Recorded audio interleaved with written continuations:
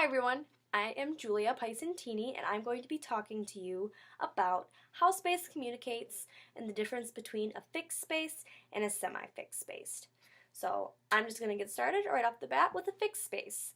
So with a fixed space element, it is for the most part permanent, and by the location and arrangement, it is used to communicate something. So for an example, in a building, the wall or the floor. A wall or a floor can typically represent a boundary that is not meant to be crossed. The wall is there for a reason. Obviously, something is on the other side that is meant to be blocked. Also, for a fixed space, size plays a huge role.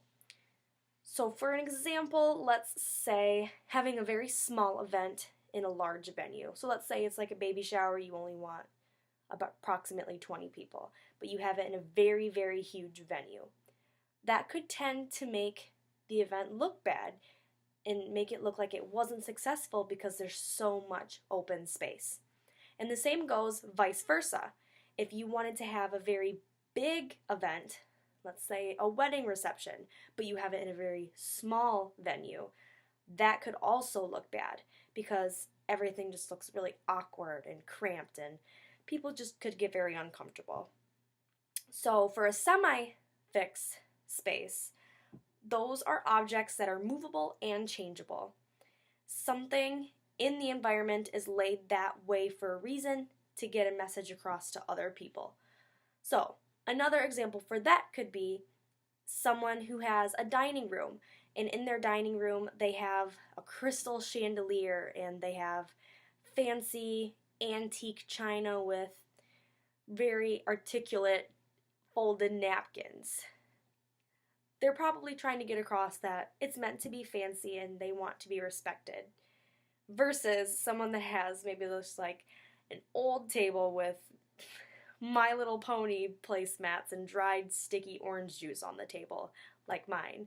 That's probably their way of saying that it's a little bit more relaxed and you still be careful, but maybe you don't have to be as careful like if it was the fancy china.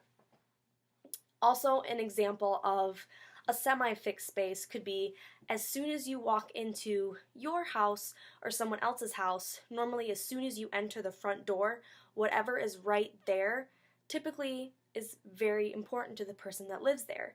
So let's say as soon as you walk in, the first thing you see is a big portrait of your family. That's clearly saying to other people that your family is very important to you, or it really wouldn't be the first thing that you would want to see as soon as you got home. Another very important thing for a semi-fixed space is color. Whatever color you're wearing or represents your house, that typically represents what kind of mood you are in. So let's say you are wearing all black head to toe, including your makeup. That typically represents that maybe you're grieving, you're just down or in a dark mood, versus if you were wearing all yellow and you're just super happy, and yellow's typically just a very happy color, so